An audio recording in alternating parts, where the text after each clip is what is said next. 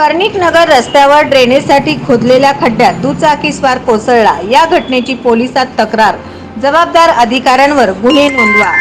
Drainage कामासाठी कर्णिक नगर रस्त्यावर 30 फूट खोल खड्डा खोदण्यात आला। त्याच्या भोवती सुरक्षेचे उपाय केले नाहीत, त्यामुळे एक वाहनधारक थेट त्या खड्ड्यात जाऊन पडला। पाणी होते म्हणून तो सही सलामत बाहेर आला, परंतु त्याच्या दुचाकीचे नुकसान झाले। या कृत्यास जबाबदार असलेल्यांवर गुन्हे नोंदवण्याची मागणी करण्यात आली आहे। याबाबत वसंत गुत्तीकोंडा वय 53 राहणार अशोक चौक सोलापूर यांनी MIDC पोलीस ठाण्यात तक्रार दिली आहे।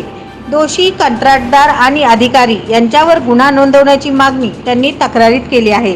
पोलिसांनी तपास करून पुढील कारवाई करणार असल्याचे सांगितले।